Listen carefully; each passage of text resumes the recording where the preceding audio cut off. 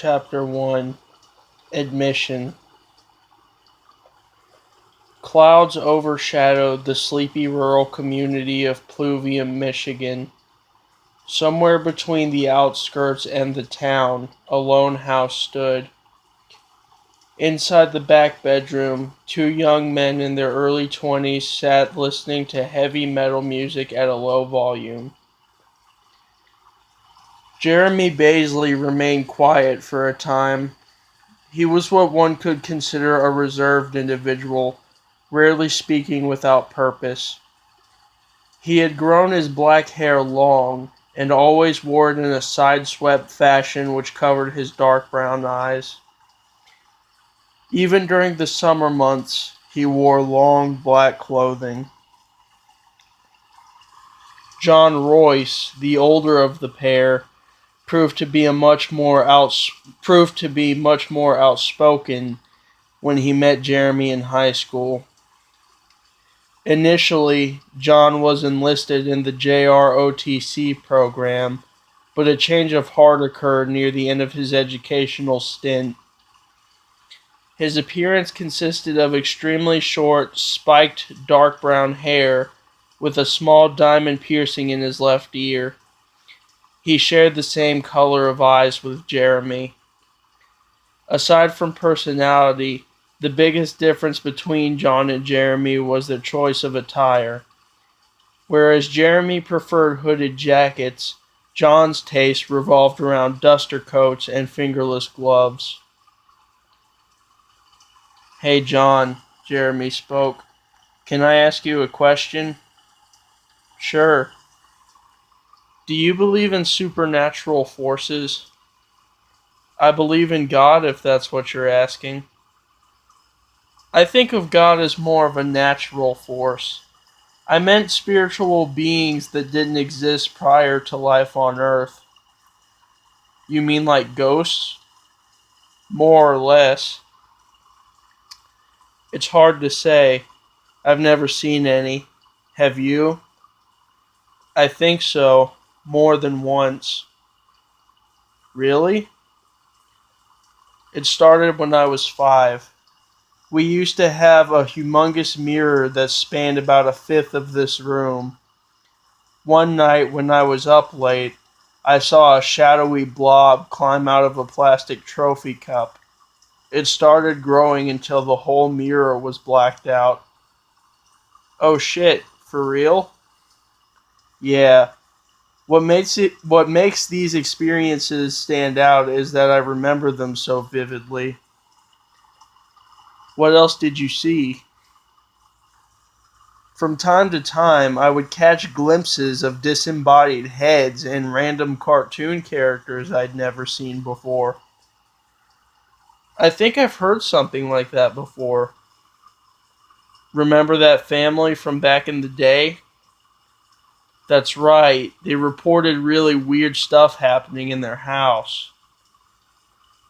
"There have been tons of cases reported over the last 3 or 4 centuries.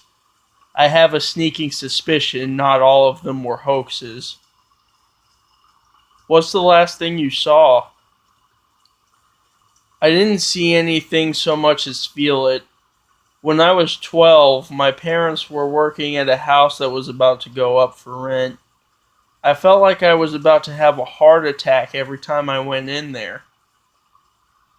"Is that what you've been thinking about this whole time?" "Life can conjure many questions we're not sure we want to know the answers to. This is one of them." "Why'd you ask, anyway?" "I want to find out if what I saw was real or imaginary." "You mean investigate?" "Yeah. I don't know if we can get our hands on ghost hunting equipment, bro." "We don't need any. At least not the kind you're thinking of." "You lost me." "If we assume these things do exist, then it's not very likely they follow the Hollywood rules. The real thing is always more unpredictable." "That's a good point, actually." What I want to do is see if we can capture them on video or audio using normal devices with no editing equipment. If we can, the whole paranormal field will be turned on its head. There's a problem. We have no idea what we could be walking into. We want to be the ones to find them, not the other way around. Way ahead of you. What always seems to work regardless of context. Holy objects. Exactly. We can also assume those work better when true men of faith are present. Like me, John finished. I'll make a list of everything we'll need and make a second copy for you. Are you scared? Our generation is mostly desensitized to fear. It has its merits and drawbacks. Chapter 2. Refine. John showed up the next day in his family's car. Jeremy met him at the front porch. The first step was to collect supplies. What all do we need? John asked. Non-perishable foods. Beans, vegetables, water, fruit, nuts, that kind of stuff. If we plan this right, we can get the most out of our rations with the least amount of consumption. Simple enough. Let's get moving. The less time we have to spend shopping, the more we can build our defenses. I hear you. John and Jeremy drove to the nearest market in town. They each purchased $100 worth of food to start with. They did their best to remain optimistic despite the gravity of the situation. What's next? John questioned. Another recurring theme is super strength, super speed, and or teleportation. But contrary to what many people believe, human speed, reflexes, intellect, and endurance play a key role in survival. The only way to improve those things is through intense physical and psychological conditioning. In layman's terms, we have to train. Something tells me this is going to be a lot more brutal than the JROTC. It'll be tough, but anatomy and physiology are on our side. I take it our next step is the gym. Next stop. I take it our next stop is the gym. Jeremy pointed forward, motioning for John to drive. John ignited the engine. Chapter 3. Close in. From June until September, the two friends strengthened their minds and bodies. Through athleticism, combat practice, meditation, and trust in the divine, they were able to make their final preparations with confidence, knowing they'd done everything possible to ready themselves for the worst-case scenario. The day before the investigation was set to begin, John suggested receiving a blessing from his pastor, a woman named Summer Terraglade. Hi, Mrs. Summer. John, this is an unexpected surprise. Who's your friend? This is Jeremy. Nice to meet you, ma'am, Jeremy greeted. John speaks very highly of you. What can I do for you boys? We were wondering if you could perform a blessing for us. Praying for victory, are we? Well, I guess that would explain the bat and golf club. No problem. Thank you. Summer sprinkled holy water on their chosen weapons. She continued the process by dipping their rosewood crucifixes. For each object, she said a prayer. This isn't standard policy, but John's been a devout member of the church for a long time. Take these vials for good luck, she insisted. Does she know? Jeremy secretly wondered. With God on their side, the Soul Brothers hardened their resolve. Chapter 4, Day 1. John and Jeremy met at the entrance to the woods behind Jeremy's house. The rendezvous was set up under the guise of a 3-day camping trip. Before we go in, we need to lay down some ground rules. For the love of all that is holy, we cannot split up. Splitting up equals death. Secondly, if we do get separated, one of us needs to escape and call for help. I hear you loud and clear. Start recording. John took out his phone. He turned on the camera. My name is Jeremy Baisley. The person behind the camera is my brother, John Royce. This is the first day of our Northern Michigan paranormal investigation. Unlike previous investigations around the U.S., we will not be using any special equipment. The goal is to either confirm or discredit 2 theories I have. Theory 1 is founded on the principle that if they do exist, real ghosts behave much differently than how they're portrayed in fiction. Theory 2 states that most, if not all, ghosts are malevolent. Give Theory 2 credible merit, John requested. The majority of previously reported sightings ended with substantial negative effects. In the most extreme cases, victims seemingly died of organ failure, mutilation, or suicide. What would finding a ghost prove? The existence of an afterlife. It would also reveal that some people become ghosts while others don't. I doubt we'll figure out why, but we'll have a stepping stone. John and Jeremy progressed with steady strides forward into the trees. What are we looking for? Any kind of unusual marks or signs that couldn't have been made by an animal or human. Give the viewers an example. Handprints inconsistent with any known substance or structure. We should find a creek or something in case we run out of water. Excellent use of tactics. I just thought of something. What's up? What if they're hiding because they know we're recording? That'd benefit us in the long run. We'd already have them on the defensive. You really gave how to fuck up a ghost some thought, didn't you? Damn straight. I'm not messing with a roided out super monster half cocked. Come on, we've got a lot of ground to cover. Chapter 5. Uncertainty. The first day passed, then the second, then the third. John and Jeremy found no trace of a realm beyond their own. Without any evidence, they were forced to cease their search. A thick, cold morning fog settled down on them. Was I really just imagining things? Jeremy wondered out loud. I wish I could tell you. What now? I guess we should say the Serenity Prayer. If there's anything we missed, maybe we can put it to rest. Jeremy took a Bible John had lent him from his bag.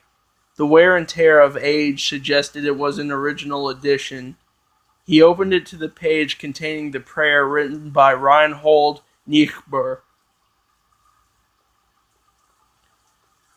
God, give me the grace to accept with serenity the things that cannot be changed, courage to change the things which should be changed, and the wisdom to distinguish the one from the other.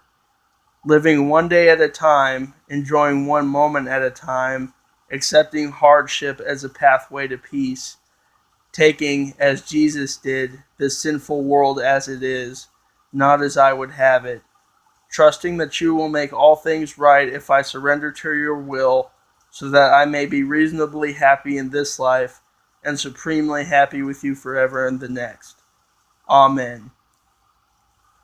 A fierce wind suddenly sprang into existence without warning. Oh, please don't tell me I just poked a sleeping bear. Dude, we need to grab our shit and go. Now. The two friends quickly gathered their belongings. They sprinted away as fast as humanly possible. "Duck!"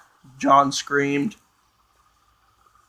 A semi-translucent man swung a metal object from behind one of the trees. John and Jeremy slipped by him.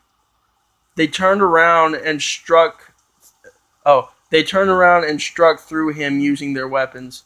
Steam erupted from his body as he leaned forward. He groaned in pain. John and Jeremy continued running. "He's carrying embalming equipment," Jeremy warned. "Don't let him catch you." "I'm so glad we're being chased by a pissed-off spirit right now." John and Jeremy approached the exit. Just before they reached it on their own, a powerful force pushed them from behind. They landed face first in the turf.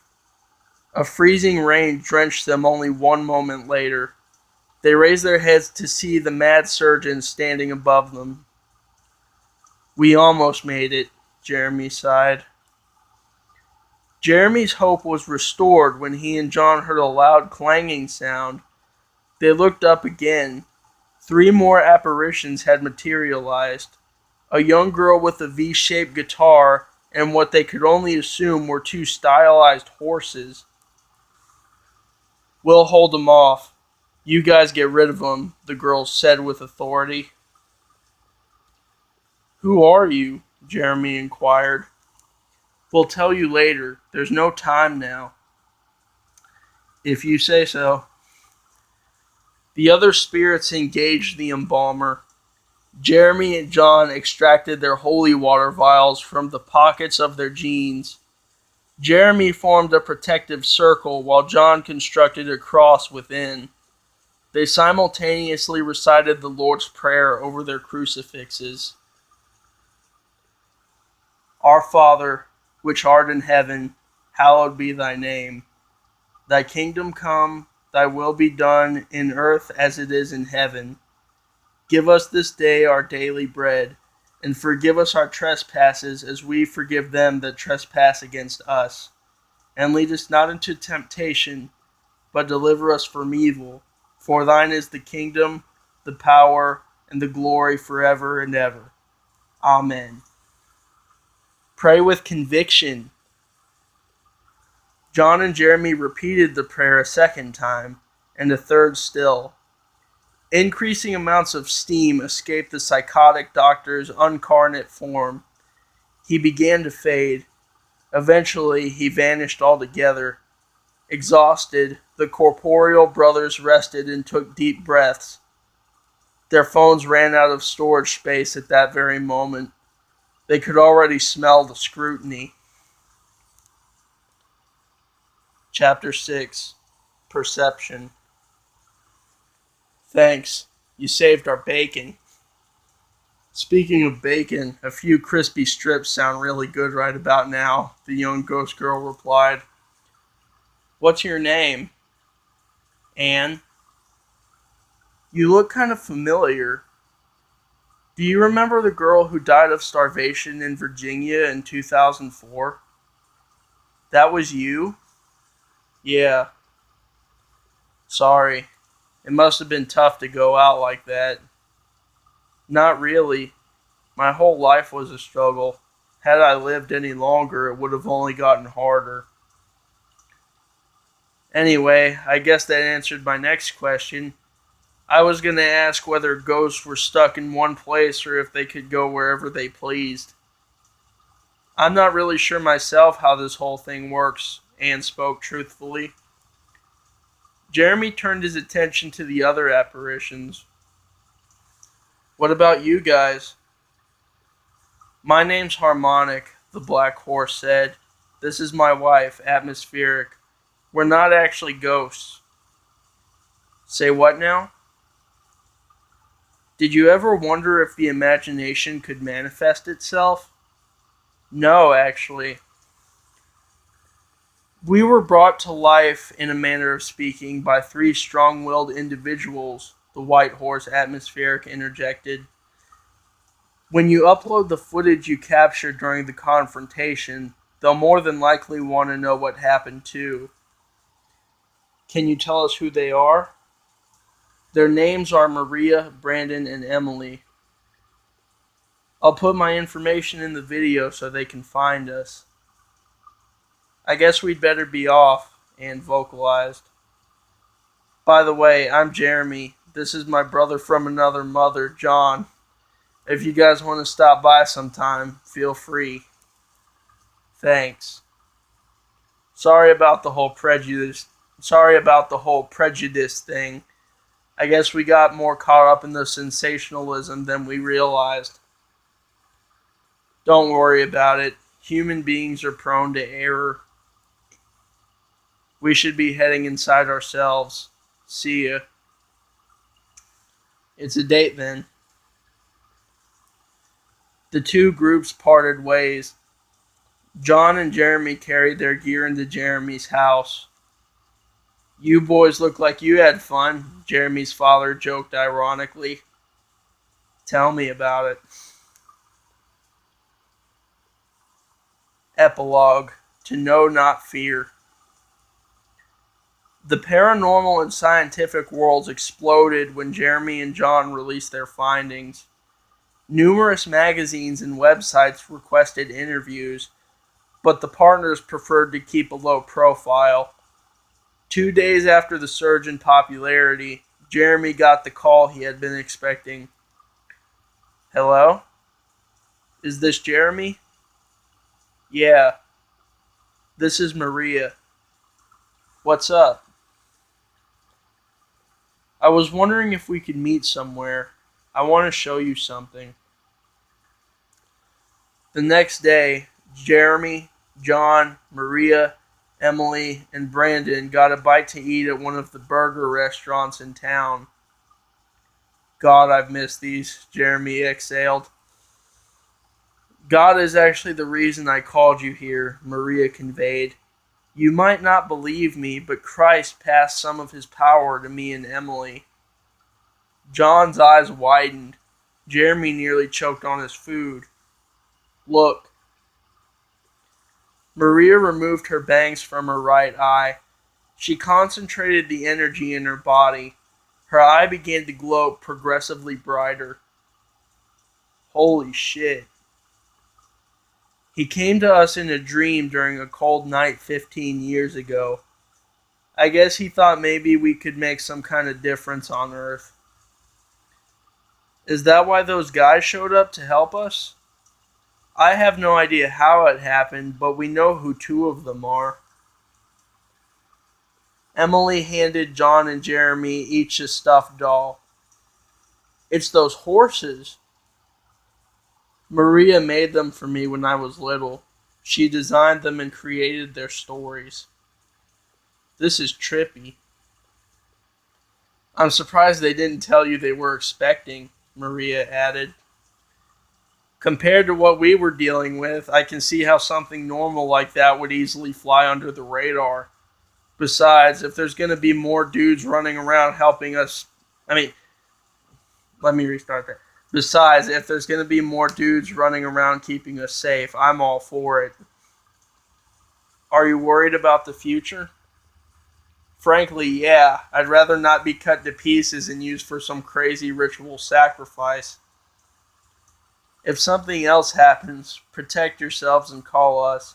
We need to talk to the apparitions that helped you out anyway. It's possible they'll show up again in the event of an emergency. You don't have to tell me twice. Jeremy and John hugged Maria, Brandon, and Emily in an affectionate display of appreciation. Not only would they be the people who brought death's post-mortem continuation to light, they would also be the ones to teach the physical plane how to adapt to and coexist with what lied beyond itself. And that's the end of Whisper, my third story. Probably a little bit weird and out there, but you gotta sometimes you just gotta try stuff to see what works and what doesn't. Anyway, I hope you guys enjoyed that, and I guess I'll see you next time.